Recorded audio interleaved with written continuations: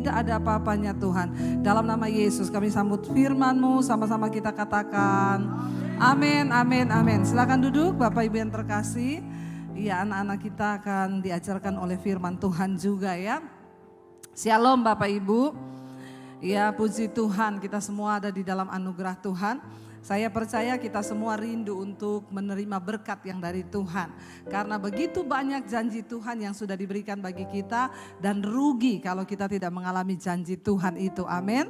Nah, tema firman Tuhan hari ini masih di dalam bulan ini ya, bagaimana kita ini hidup memiliki karakter Kristus, dan hari ini tentang menjadi orang yang jujur ya. Jujur ini kelihatannya mudah tapi susah ya, karena tolak ukurnya jujur itu siapa yang tahu? Kita dengan Tuhan, hati kita dengan Tuhan. Orang boleh melihat kita semua baik, kita jujur, tetapi yang tahu sebenarnya adalah kita dan Tuhan. Nah saudara, mari kita lihat bersama Amsal pasal yang ke-11 ayat yang ke-11. Apa kata firman Tuhan kalau kita ini menjadi orang yang jujur ya? Amsal 11 ayat yang ke-11, baca sama-sama 1, 2, 3. Berkat orang jujur memperkembangkan kota, tetapi mulut orang fasik meruntuhkannya. Katakan amin. Ya, kita perlu berdoa juga buat bangsa ini saudara, supaya kepemerintahan di bangsa ini berdiri orang-orang jujur. Kenapa? Karena berkat orang jujur itu memperkembangkan kota. Bagaimana hidup kita bisa berdampak bagi kota waktu kita ini menjadi orang yang jujur ya. Jadi dikatakan tuh berkat orang jujur. Berarti sebagai orang jujur itu ada berkatnya loh. Katakan amin. Ya, berkat orang jujur itu memperkembangkan kota, tetapi ya kelakuan orang fasik, mulut orang fasik itu meruntuhkannya. Makanya saya tidak pernah berhenti berdoa, Tuhan berkati bangsa Indonesia, murnikan bangsa ini, lembaga-lembaga negara, mulai dari Bapak Presiden, bahkan TNI, Polri, biar semua dimurnikan saudara. Kenapa? Karena kalau ada orang jujur di dalam kepemerintahan di bangsa kita, maka akan berkembang bangsa ini, akan berkembang kota ya. Tetapi kalau yang ada di seatas itu semua orang fasik, maka jangankan berkembang, yang ada runtuh kata firman Tuhan. Demikian di dalam rumah tangga kita. Suami-suami, kalau engkau menjadi suami yang jujur, maka rumah tanggamu itu berkembang. Katakan. Istri-istri, kalau engkau menjadi istri yang jujur, maka rumah tanggamu juga berkembang. Ya, kalau dalam hal uang jujur apa enggak? Ini dulu kita mulai dari yang terkecil dan yang paling utama nih dalam keluarga. Ayo bapak-bapak dan ibu-ibu, sudah saling jujur enggak hal keuangan? Tatap mata saya. Ya, kalau kita enggak bisa jujur dalam hal ini, percuma, enggak bisa kita bicara yang lain dulu. Dimulai dari yang terkecil ini dulu, masalah keuangan. Ya, tapi semua jemaat di sini sudah tahu, saya sudah mengajarkan. Ibu-ibu, bapak-bapak, suami-suami, suami istri itu saling tahu PIN ATM.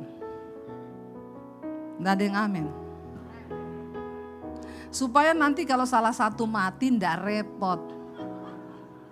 Ya, saya sudah bilang kan dulu ada suami mati mendadak, istrinya nggak ngerti nomor PIN ATM suaminya.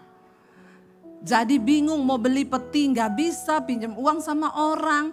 Tunggu dulu, panggil petugas, notaris, urus dulu, baru kasih tahu PIN, baru bisa dibuka ATM-nya. Ini menjadi pelajaran bagi kita. Kita nggak bisa bicara kejujuran yang lebih lebar. Kalau dalam hal keuangan saja kita nggak bisa jujur. Ibu-ibu tolong jangan jadi istri yang pintar cari uang. Uang suami disimpan di mana, dicari sampai kata suami, saya tuh susah bu nikah sama istri saya, pintar cari uang. Saya selipin di kaos kaki, dia ketemu itu uang. Di rak juga dia ketemu, memang istri saya itu pintar cari uang. Tapi di sini tidak, kita mau jujur. Kenapa? Berkat orang jujur memperkembangkan rumah tangga. Kalau kita hidup jujur, usaha kita diberkati Tuhan loh. Ya, asal kita mau jujur. Orang Kristen harus jujur. Dalam hal pajak juga harus. Haleluya. Supaya hidup itu gak deg-degan, jujur itu enak. Tapi kalau simpan-simpan bohong itu gak enak. Oke, kita akan belajar dari salah satu tokoh di Alkitab. Kalau kita ini jujur, apa yang kita dapatkan? Banyak ya, yang jujur itu Yusuf, Ayub. Kita lihat semua yang jujur-jujur. Tapi hari ini saya mau ambil tentang salah satu orang raja yang terkenal jujur di Israel. Dari 2 Tawarik pasal 31 ayat yang ke-20 dan ayat 21. 2 Tawarik pasal 31 ayat 20 dan ayat 21. Ya, dikatakan di sana, baca sama-sama 1 2 3. Demikianlah perbuatan Hizkia di seluruh Yehuda. Ia melakukan apa yang baik, apa yang jujur dan apa yang benar di hadapan Tuhan Allahnya. Ayat 21 dikatakan di sana. Ya, dalam setiap usaha yang dimulainya untuk pelayanannya terhadap rumah Allah dan untuk pelaksanaan Taurat dan perintah Allah, ia mencari Allahnya. Semuanya dilakukannya dengan segenap hati sehingga apa? Segala usahanya berhasil. Siapa mau berhasil? Katakan jujur. Ya, jujur. Alkitab berkata Hizkia seorang raja yang melakukan segala sesuatu itu dengan baik, dengan kejujuran. Bahkan setiap kali dia melakukan apapun, dikatakan di sana, dia meminta petunjuk Allah. Dan karena itu Tuhan membuat semua yang dilakukan, segala usahanya itu berhasil. Saudara, kita tahu bersama Hizkia ini padahal memiliki seorang ayah, yaitu raja yang terburuk sepanjang sejarah Israel, papahnya. Ya, jadi belum tentu memang ya papahnya itu baik terus anaknya baik. Belum tentu papanya jahat terus anaknya jahat. Ya, ini tergantung semua, jangan kita, wah itu memang bapaknya gitu mesti anaknya gitu, enggak harus. Atau memang anaknya gitu mesti bapaknya gitu, enggak. Ini Alkitab berkata, Hizkia itu ayahnya adalah Raja Ahaz. Itu raja terburuk di sepanjang sejarah Raja Israel, saudara. Nah, ketika Hizkia ini menggantikan ayahnya waktu ayahnya mati, dikatakan di sana, ya Hizkia itu memperbaharui semua. Dia tatanan di dalam ibadah Israel, dia memperbaiki untuk ya tatanan dalam kaum Lewi keimaman, dia menghancurkan kuil-kuil penyembahan berhala yang dibangun di zaman ayahnya Raja Ahaz. Dia kemudian ya memulai kembali pemerintahannya dengan sungguh-sungguh pemerintahan yang jujur dan takut akan Tuhan. Dan Tuhan membuat pemerintahan Hizkia itu berhasil. Ya, kita tahu kalau saudara yang pernah ke Israel, ya ada terowongan yang dibangun di bawah kota Daud, itu Hizkia Tunnel. Itu dibangun oleh Raja Hizkia, saudara. Ya, ketika Yerusalem akan diserbu, dia membuat satu terowongan air yang tembusannya sampai ke Siloam. Kalau mau pergi ke situ nanti ikut saya ke Israel. Ya, kemarin kita sempat ke sana, yang ikut saya kita turun sampai di terowongan yang dibangun oleh Raja Hizkia. Dia membangun terowongan itu, saudara, ya kita jalan tuh hampir 45 menit dengan air selutut, turun berapa kilo di bawah kota Daud. Itu salah satu keberhasilan Raja Hizkia di zaman itu loh, dia membuat terowongan di gunung batu. Di tengah-tengah batu dia bikin terowongan supaya ada air mengalir ya ke Yerusalem. Dan Yerusalem tidak mengalami kekeringan. Kenapa dia membangun sebuah, mungkin kalau sekarang kontraktor sekarang juga belum tentu berhasil loh. Tapi itu pada zaman itu loh, belum ada traktor, belum ada peralatan yang canggih. Tapi Hizkia berhasil membangunnya. Kenapa? Karena pekerjaannya disertai Tuhan. Sehingga dia menjadi berkat buat kota Yerusalem. Bukan hanya bagi keluarganya loh. Hizkia menjadi berkat, dan benar tadi Alkitab berkata, berkat orang jujur itu memperkembangkan kota. Lewat apa yang dibangun Hizkia, Yerusalem bisa menikmati air. Zaman itu kenapa terjadi perang? Bahkan sampai hari ini di negara-negara gurun pasir itu terjadi perang, yang diperebutkan cuma zat cair, air dan minyak. Itu aja, saudara. Air itu sulit di sana, sehingga ya pada zaman itu membuat sebuah terowongan dan Tuhan bikin ada airnya. Itu luar biasa kalau kita lihat. Tapi kenapa kita tahu sekarang dikatakan di sana, dalam setiap usaha yang dimulainya untuk pelayanannya terhadap rumah Allah, terhadap pelaksanaan Taurat dan perintah Allah, ia mencari Tuhan. Ya, dan semua yang dilakukannya dengan segenap hati, sehingga apa? Segala usahanya itu berhasil. Orang jujur, berkat orang jujur memperkembangkan kota. Kalau engkau hidup menjadi orang jujur, jangankan rumah tanggamu, hidupmu berdampak bagi banyak orang. Lalu apa yang kita lihat saudara? Dari satu kejujuran Hizkia, sehingga berkat apa yang dia bisa terima saudara. Ya, kita tahu ketika Hizkia itu sakit. Ini adalah satu kisah yang ya sudah sering kita baca. Mari kita lihat 2 Raja-Raja pasal yang ke-20. 2 Raja-Raja pasal yang ke-20, kita baca mulai ayat yang pertama saudara ya. 1 Raja-Raja pasal yang ke-20 ya, ayat yang pertama. Haleluya, kita lihat ya, baca bersama 1, 2, 3. Pada hari-hari itu Hizkia jatuh sakit dan hampir mati. Ya saudara, ya orang jatuh sakit hampir mati itu rasanya gimana? Ya kita sakit aja belum hampir mati loh, sudah ndak enak ya. Baru ndak bisa makan, hidung tersumbat itu ndak enak. Ya asam lambung naik, ya padahal belum tentu hampir mati itu.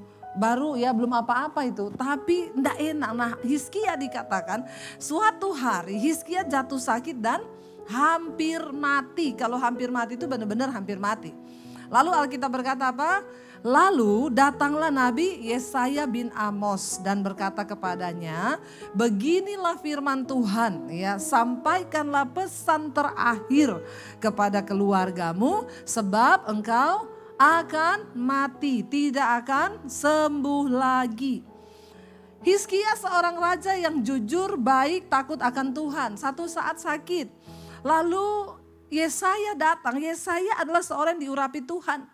Ya, jangan pikir pendeta atau orang yang diurapi Tuhan itu datang hanya membawa kabar-kabar yang enak-enak saja. Amin. Jadi jangan tersinggung kalau ketemu pendeta yang ngomong belak-belakan, terus tuh pendeta kok ngomongnya gitu ya.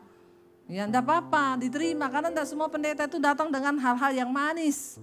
Justru kalau manis-manis terus itu bahaya. Ya, lalu di sini dikatakan begini. Yesaya tuh datang, diurapi Tuhan loh. Dia bilang sama Hizkia, nih Hizkia sakit. Dia enggak ngomong gini, mari Hizkia kita berdoa ya. Pasti Tuhan akan memberikan engkau kesembuhan. Ya, percayalah Hizkia. Tunjukkan imanmu. Makanya saya kalau layani orang sakit selalu saya persiapkan. Bu, kalau Tuhan mau sembuhkan pasti sembuh. Tapi kalau mati itu untung, amin. Aminnya terpaksa ya. Ya, kalau Tuhan mau sembuhkan pasti sembuh. Tapi kalau mati itu keuntungan ya. Lalu Yesaya datang ketemu Hizkia, dia bilang begini, Hizkia sampaikan pesan terakhirmu kepada kaum keluargamu. Sebab engkau akan mati dan tidak akan sembuh lagi. Waduh, kalau saudara sakit, terus pendeta datang ngomong begitu, kira-kira gimana? Usir itu pendeta. Jangan undang lagi pendeta sesat. Dan begitu kan? Yang saya khotbah aja keras itu pendeta kok khotbah keras sekali. Nggak dipikiri perasaan jemaat, mikiri perasaan terus pret. Ya nggak tobat-tobat kita. Tapi Yesaya datang. Ngeri nih Yesaya ini. Sampaikan pesan terakhirmu. Enggak ada tedeng ngale-ngale, enggak ngomong apa-apa, enggak kasih pengharapan, enggak ngomong firman. Ngomong pesan terakhirmu sama keluargamu. Karena kamu akan mati dan tidak akan sembuh lagi. Waduh, tapi lihat responnya Hizkia. Ayat yang berikutnya. Lalu Hizkia apa? Memalingkan mukanya ke arah dinding, bukan karena kepahitan sama Yesaya, bukan karena kecewa dengan Yesaya, dia membalikkan mukanya ke dinding dan ia berdoa kepada Tuhan. Kita tahu bersama zaman itu dia ngomong tuh gak sembarangan. Kenapa Yesaya ngomong begitu? Karena Tuhan sudah menyampaikan. Kamu pergi ke Hizkia ngomong bahwa dia akan mati. Persiapkan hidupnya. Suruh sampaikan pesan terakhir. Masih bagus bisa kasih pesan-pesan terakhir. Ada orang mati tidak sempat memberi pesan terakhir. Mati-mati aja istrinya kaget. Loh kok udah mati, pin ATM belum dikasih tahu. Kemarin saya ketemu suami istri saudara, ya kita ngobrol-ngobrol begini. Terus saya bilang, Pak, istri sudah tahu PIN ATM? Saya Bu, setiap kali dalam keadaan genting. Dulu saya pernah ya naik pesawat, pernah saya naik kapal, lalu ombaknya tinggi. Saya cepat-cepat WA istri.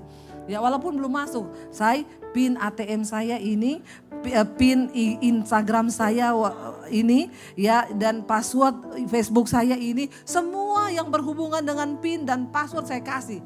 Terus Bapak nggak jadi mati, sampai di rumah Bapak ulangi, Bapak ganti itu semua PIN-PINnya. Bertobat ya. Masih bagus kalau dapat kesempatan mengucapkan pesan terakhir. Ada orang tuh nggak sempat ya kasih pesan terakhir loh ya. Ada istri yang suaminya meninggal mendadak, saya tanya, Bu, Bapak nggak ada pesan-pesan? Enggak Bu Debbie, benar-benar nggak ada. Orang tadi kita bareng tidur, tiba-tiba bangun dia udah nggak ada, jatuh mati begitu aja. Jadi penting PIN ATM. Amin. Kenapa saya ulang-ulang PIN ATM? Berarti banyak di sini bapak-bapak yang menyembunyikan PIN ATM-nya dari istrinya. Banyak itu ya, bertobat. Jangan sampai itu menjadi pesan terakhirmu. Ya, mah PIN-ku baru ngomong 1, 2. Enggak sempat saudara ya. Jangan nanti itu mempersulit hidup ya keluargamu. Lalu Yesaya ngomong begitu karena dia sudah dapat pesan dari Tuhan. Lalu Hizkia memalingkan mukanya, dia berdoa. Memang Hizkia ini orang yang takut Tuhan. Dia orang yang jujur. Ketika dia dengar sesuatu, dia tidak protes, dia tidak marah. Responnya adalah mencari Tuhan. Orang yang jujur itu pasti dekat dengan Tuhan. Karena tidak mungkin orang itu bisa jujur kalau dia nggak dekat Tuhan. Amin. Kenapa dia bisa jujur? Karena dia takut akan Tuhan. Yusuf dipercaya oleh Potifar karena dia jujur. Dia takut Tuhan karena dia dekat dengan Tuhan. Lalu ayat yang ketiga berkata apa saudara? Dia berdoa kepada Tuhan, dia bilang apa? 1, 2, 3. Ah Tuhan, ingatlah kiranya bahwa aku telah hidup di hadapan-Mu dengan setia dan dengan tulus hati, itu sama dengan jujur. Dan bahwa aku telah melakukan apa yang baik di mata-Mu. Kemudian menangislah Hizkia dengan sangat. Dia ingatkan Tuhan. Saudara, kalau kita mau umur panjang, kasih alasan dong buat Tuhan itu memperhitungkan apa yang bisa Tuhan perhitungkan dari hidup kita untuk dia bisa kasih kita dispensasi umur panjang. Karena Hizkia hidup jujur, dia itu menjadi berkat bagi Yerusalem, bagi banyak orang, bagi gereja, bagi anak Tuhan pada zaman itu, bagi para imam. Hizkia mengatur semua pembagian ya sumbangan bagi semua rakyat Israel dengan jujur. Itu yang menjadi alasan hingga Tuhan memperhitungkan dia diberi umur yang panjang. Tapi kalau orang pemabuk, tukang selingkuh, pelit, nah itu curahan istri loh itu. Itu curahan hati istri itu, pelit. Nomor ATM disembunyi, istri nggak tahu jumlah uangnya. Lah terus sakit, terus minta umur panjang. Tuhan bilang, aduh hidupmu bikin repot nak. Biar Tuhan menemukan sesuatu di hidup kita ini yang akan menjadi alasan Tuhan memberi kesempatan kita hidup lebih lama. Salah satunya adalah menjadi orang yang jujur, tulus hati. Itu kejujuran. Ya, makanya Hizkia bilang, Tuhan ya ingatlah. Kalau nggak ada yang bisa diingat apa? Tuhan ingatlah, aku ini tukang selingkuh Tuhan. Aku tiap hari selingkuh Tuhan, ingat Tuhan aku ini pelit Tuhan. Tuhan bilang mati aja kau. Ya istrimu juga sudah tidak membutuhkan kau. Jadi mari kita hidup berdampak, salah satunya dengan kejujuran. Sehingga Hizkia berdoa, dia ingatkan Tuhan akan alasan agar Tuhan bisa memperpanjang umurnya. Dia bilang ingatlah Tuhan. Ingatlah, aku ini hidup di hadapan-Mu dengan setia. Aku hidup dengan tulus hati, dengan jujur. Dan bahwa aku ini telah melakukan apa yang baik di mata-Mu. Kemudian dia menangis dengan sangat terseduh-seduh. Lalu ayat yang berikutnya ayat 4 berkata apa saudara? Tetapi ayat yang keempat, tetapi Yesaya belum lagi keluar dari pelataran tengah dari kamarnya Hizkia. Tiba-tiba datanglah firman Tuhan kepadanya, ayat yang kelima. Jadi Yesaya belum pergi saudara. Apa yang Tuhan sampaikan? Baiklah dan katakanlah, ya Tuhan berkata kepada Yesaya, baliklah. Jadi Yesaya ini sudah mau pulang ya, baru sampai di pelataran di ruang tengah, Tuhan bilang baliklah.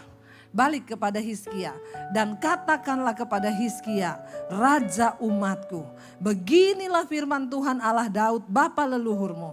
Telah dikatakan apa? Ku dengar doamu dan telah kulihat air matamu. Sesungguhnya aku akan menyembuhkan engkau pada hari yang ketiga. Engkau akan pergi ke rumah Tuhan. Aku akan memperpanjang hidupmu berapa? 15 tahun lagi. Dan aku akan melepaskan engkau dan kota ini dari tangan Raja Asyur. Aku akan memagari kota ini oleh karena aku dan oleh karena Daud hambaku. Saudara, kita lihat, akhirnya Tuhan memberi perpanjangan umur kepada Hizkia. Berapa lama? 15 tahun. Saudara, kira-kira diperpanjang 15 tahun itu lama enggak? Lama loh, puji Tuhan ya saudara ya. 15 tahun diperpanjang umur kita. Dan Hizkia mendapatkan itu dari Tuhan. Kenapa? Karena dia hidup jujur di hadapan Tuhan. Ya, dan akhirnya Tuhan berfirman lewat Yesaya sampaikan, bahkan dapat bonus. Tuhan bilang, bukan hanya aku memberikan engkau umur panjang, tapi aku akan memagari kotamu dan akan melindungi engkau dari Raja Asyur. Dan kita tahu bersama saudara, ya, Hizkia itu akhirnya melihat pembelaan Tuhan. Ketika beberapa tahun kemudian orang-orang Asyur itu kembali. Dan mereka mengejek-ngejek nama Allah Israel. Barisan bangsa Israel yang hidup, Tuhan yang hidup. Mereka mengejek dan mengancam Yerusalem. Dan Raja Hizkia dia pergi ke bait Allah. Untuk apa? Berdoa. Orang yang jujur doanya didengar Tuhan. Waktu Asyur datang untuk mengepung Yerusalem, ya, Raja Hizkia datang ke bait Allah, dia berdoa dan dia minta Tuhan, genapi janjimu, bebaskan bangsa kami. Dan akhirnya Nabi Yesaya datang dan berkata saudara kepada dia, ini Yesaya berkata, ya Allah telah mendengar doamu. Dan pada malam yang sama ketika Hizkia berdoa, malaikat Tuhan membunuh 185.000 prajurit di kem Asyur. 185.000 prajurit mati. Siapa yang bunuh? Malaikat. Wow enggak? Wow loh, saya sampai berkeringat loh. Wow banget. Wow, dahsyat enggak saudara? Malam yang sama waktu Hizkia berdoa, Tuhan mendengar doa seorang yang jujur. Tuhan mendengar teriakan orang yang jujur. Dan apa yang terjadi? 185.000 prajurit Asyur mati tewas di kem mereka sendiri. Belum berperang, Tuhan bunuh habis. Nggak tahu cara matinya bagaimana, tapi malaikat membunuh. Tiba-tiba mati saudara. Dan akhirnya prajurit Asyur mereka menjadi ketakutan. Bahkan Raja Sanherib pada waktu itu langsung memerintahkan semua prajurit mundur ke Niniwe. Dan mereka akhirnya berkemah di sana. Saudara, menjadi orang yang jujur itu berkatnya luar biasa. Amin. Pertempuran apa yang sedang engkau jalani hari-hari ini di depanmu? Mungkin engkau sedang menangis karena keadaan keuangan. Engkau sedang menangis karena ada pertempuran Asyur di depan mengalami sakit penyakit yang hebat. Mungkin Asyur hari ini di depanmu adalah suamimu yang belum bertobat. Tetaplah jadi orang yang jujur. Jangan pernah memilih hidup dalam dosa.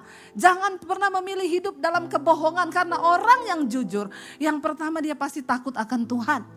Orang yang jujur yang kedua dia pasti hidup dalam kekudusan. Dia jujur di hadapan Allah. Apalagi di depan manusia. Hai para suami, kalau engkau di depan istrimu saja tidak jujur, maka tidak mungkin doamu itu didengar oleh Tuhan. Hai ibu-ibu, kalau di depan suami saja engkau tidak jujur, maka enggak mungkin engkau jujur di hadapan Allah. Sebab Tuhan kita adalah Tuhan yang melihat hati. Amin. Karena itu hari ini saya cuma mau bilang, percuma engkau berjerih lelah dengan segala usaha di tahun ini. Kalau engkau tidak sertai dengan pertobatan, hidup dalam kejujuran dan kekudusan, engkau tidak akan pernah melihat kemenangan demi kemenangan Tuhan berikan. Tetapi orang yang jujur, kemenangan itu akan diraihnya. Ini terbukti dengan Raja Hizkia. Dia menjadi orang yang mengembangkan kota Yerusalem begitu luar biasa. Dia pulihkan kembali ya kuil-kuil penyembahan berhala, dia robohkan. Dia membawa bangsa ini kembali datang kepada Tuhan. Dan Yerusalem diberkati Tuhan. Bahkan saat itu dipagari oleh Allah. Kenapa? Karena ada seorang raja yang jujur dan hidup takut akan Tuhan. Saya percaya jadilah orang-orang yang diperhitungkan Tuhan di tengah rumah tanggamu. Mungkin engkau berkata, saya punya orang tua belum bertobat Bu Debbie. Tidak apa-apa, jadilah engkau menjadi orang yang jujur dalam keluarga.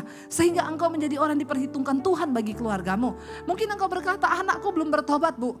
Jadilah engkau orang yang jujur. Karena imanmu, Tuhan perhitungkan anak-anakmu sehingga dia bertobat. Kemarin ada seorang ibu datang kepada saya, Bu Debbie, saya mau berterima kasih kepada ibu. Beberapa bulan lalu saya meminta ibu berdoa buat anak saya. Dan saya ingat banget pesan ibu, Bu, jangan tawar hati. Lihat pada Yesus, tetap berdoa buat anakmu. Satu saat Tuhan yang akan menjamah anakmu. Ibu stop, berhenti ngomong karena dia akan memberontak, dia marah dengan berbagai alasan. Ibu duduk di kaki Tuhan dan ibu tetap menjadi orang benar. Kemarin dia ketemu saya di mesbah doa, Bu, saya mau berterima kasih Bu Debbie. Kenapa? Benar Bu, sekarang anak saya bertobat, kemarin minta dibaptis, menyerahkan hidupnya kepada Tuhan. Wow saudara. Ya, saya bilang iya Bu. Kenapa? Karena Tuhan memperhitungkan iman ibu. Ibu yang berdiri menjadi orang yang diperhitungkan Tuhan bagi anak-anakmu sehingga mereka bisa bertobat. Saudara, berkat orang jujur memperkembangkan kota. Berkat orang jujur memperkembangkan rumah tangga. Kalau engkau hidup jujur, bisnismu itu berkembang. Semua yang engkau lakukan berkembang.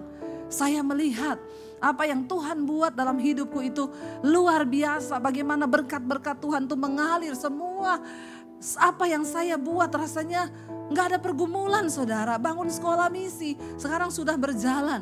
Ya, dan terus berjalan. Tidak ada kekurangan dana, bahkan sudah dicukupi semuanya sampai penuh melimpah-limpah. Wow, saya tidak pernah minta uang, saya tidak pernah cari dana. Tapi Tuhan menyediakan. Kenapa? Jadilah orang benar. Jadilah orang yang takut akan Tuhan. Maka engkau melihat pembelaan Tuhan dalam segala aspek hidupmu. Mari kita sama-sama akan merenungkan firman ini. Saya undang para imam musik maju ke depan. Hari ini imam musiknya orang-orang hebat loh saudara. Wah ini dulu ya guru-guru kami ini dulu saudara ya. Tapi sama-sama masih tetap dalam pelayanan, puji Tuhan ya. Tidak ada yang tersesat ya. Semua semakin luar biasa dipakai Tuhan. Makanya tadi saya dengar wah mantap nih permainannya. Ternyata ini orang-orang hebat ya ada di sini. Dan mereka dipakai Tuhan. Biarlah kita bersama-sama terus mencari Tuhan. Karena hidup ini adalah penyembahan. Mari kita bangkit berdiri bersama.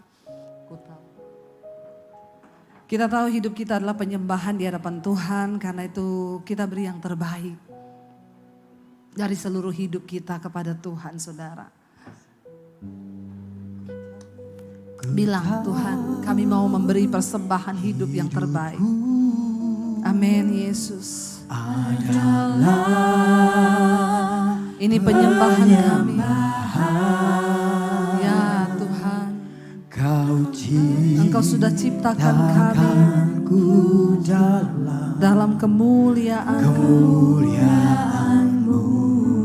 Ajar kami memberi persembahan yang jujur di hadapan Tuhan hidup kami. Ku tahu hidupku berharga di mata-Mu. Segenap hidupku persembahkan. Mari angkat tanganmu pada Tuhan, katakan ini hidup kami Tuhan. Ku tahu hidup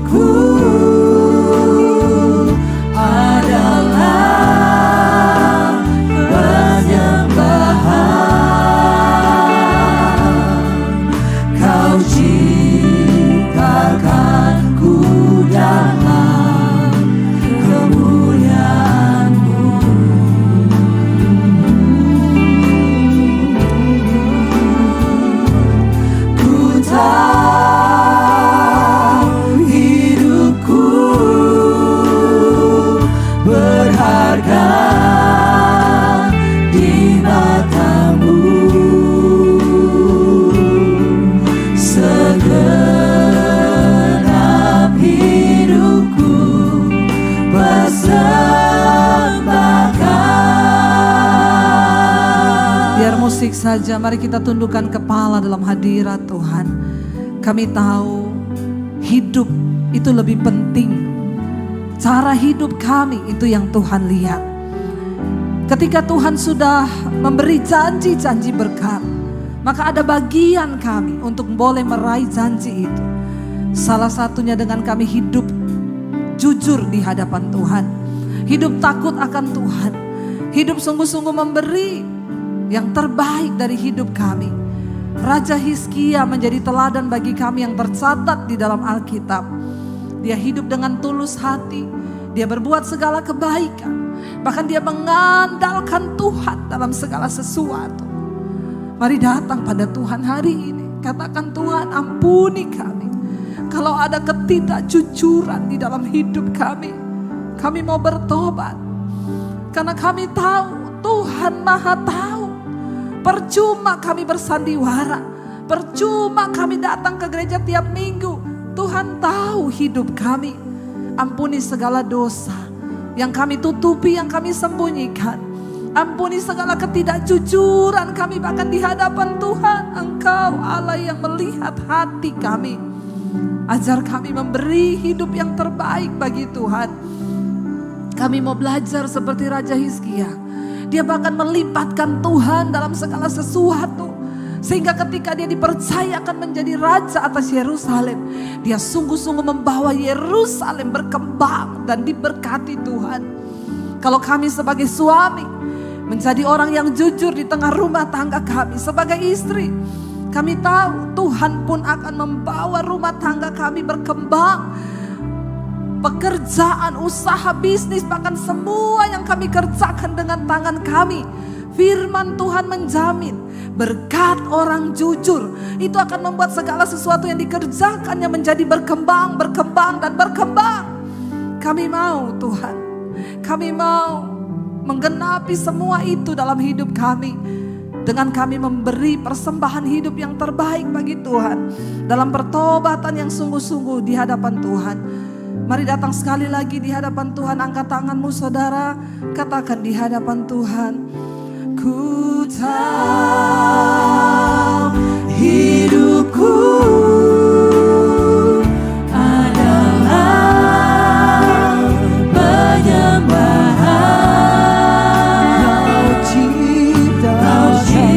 Saudara, terima kasih sudah menyaksikan channel saya. Dan saya berharap semua khotbah-khotbah saya menjadi berkat. Jangan lupa subscribe channel hanya di Debbie Basjir TV. Ya, bukan yang lain. Catat Debbie Basjir TV. Hanya di Debbie Basjir TV. Jangan lupa like, subscribe, dan bagikan ini kepada teman saudara agar semakin banyak orang diberkati. Tuhan memberkati.